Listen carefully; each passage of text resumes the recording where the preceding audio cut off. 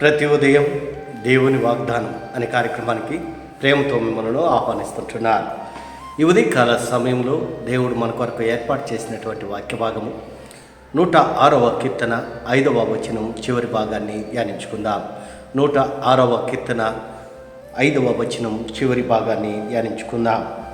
నాకు దర్శనమిచ్చి నన్ను రక్షింపుము. క్రీస్తునందు ప్రియమైన దేవుని బిడ్డలారా, ఈ యొక్క ఉదయకాల సమయంలో పరిశుద్ధాత్మ దేవుడు మనకిస్తున్నటువంటి వాగ్దానం, నాకు దర్శనమిచ్చి నన్ను రక్షింపుము. ఈ యొక్క వాగ్దానాన్ని మన జీవితాలకును మన కుటుంబాలకును దేవుడు ఆశీర్వాదకరముగా మార్చునుగాక. ఈ యొక్క మాటల్లోని ఆత్మీయ సత్యాలను, ఆత్మీయ అర్థాలను మనం గ్రహించినట్లయితే, దావీదు ఈ యొక్క కీర్తనను రచిస్తూ ఈ యొక్క మాటలను మాట్లాడుతూ ఉంటున్నాడు. నాకు దర్శనమిచ్చి నన్ను రక్షింపుము.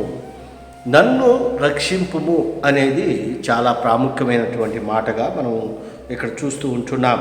పై భాగంలో మనం గమనించినట్లయితే, నీ స్వాస్యమైన వారితో కూడి కొనియాడునట్లు నీ ప్రజల యందు నీకున్న దయచొప్పున నన్ను జ్ఞాపకమునకు తెచ్చుకొనుము.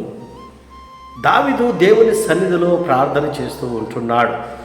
దావీదు ఇశ్రాయేల్ ప్రజలను ఉద్దేశించి, ఇశ్రాయేల్ యొక్క స్థితిగతులను ఉద్దేశించి, ఏ రీతిగా అయితే దేవుడు ఇశ్రాయేల్ యొక్క ప్రజలను రక్షించాడో, ఏ రీతిగా అయితే ఇశ్రాయేల్ యొక్క ప్రజలను కాపాడుతూ ఉంటున్నాడో, అదే రీతిగా మరి దావీదు దేవుని సన్నిధిలో ప్రార్థన చేస్తున్నాడు. నాకు దర్శనమిచ్చి నన్ను రక్షింపుము అనగా, మరి ఎలాంటి స్థితిలో ఉంటున్నాడో, ఎలాంటి పరిస్థితుల్లో ఉంటున్నాడో ఈ మాటలను బట్టి మనం అర్థం చేసుకోగలం. ఎలాంటి పరిస్థితుల్లో ఉన్నా, ఎలాంటి స్థితిలో ఉన్నా మరి దేవుడు రక్షింపగలిగినటువంటి సామర్థ్యం కలిగినటువంటి శక్తి కలిగినటువంటి వాడుగా దేవుడు ఉంటున్నాడు. ఎందుకనగా దావీదుకు జీవితంలో దేవుడు అనేక మేలులు చేసి ఉంటున్నాడు. చిన్నతనం నుండి మరి దేవుణ్ణి స్తుతిస్తూ, దేవుణ్ణి ఆరాధిస్తూ, దేవుణ్ణి మహింపరుస్తూ, దేవుణ్ణి గణపరుస్తూ ఉంటున్నటువంటి దావీదు, మరి అలాంటి స్థితిలో ఉన్నటువంటి దావీదును దేవుడు ఇశ్రాయేలుకి సౌలు తర్వాత సౌలును కాదని మరి దావీదును ఇశ్రాయేలుకి రాజుగా అభిషేకించాడు. ఎంత గొప్ప ధన్యత దావీదు అనుభవించాడు. ప్రియ సహోదరి సహోదరుడా, మరి దావీదు యొక్క స్థితిని మార్చినటువంటి దేవుడు, దావీదు యొక్క గతిని మార్చినటువంటి దేవుడు, నీ స్థితిని, నీ గతిని మరి దేవుడు మార్చేదానికి ఆయన సంసిద్ధంగా ఉంటున్నాడు. అయితే మనం చేయవలసినటువంటి కార్యం ఏంటంటే, ఆయన యందు నమ్మిక ఉంచి ఆయన్ని స్తుతించేటువంటి వారిగా, ఆయన మహింపరిచేటువంటి వారిగా, ఆయన గణపరిచేటువంటి వారిగా మనం ఉన్నప్పుడు దేవుడు తగిన కాలమందు మనల్ని హెచ్చిస్తాడు. అందుకే దేవుని యొక్క వాక్యంలో మనం చూస్తూ ఉంటున్నాం, తగిన కాలమందు నేను నిన్ను హెచ్చించదును అనే దేవుని యొక్క వాక్యంలో మనం చూస్తుంటున్నాం.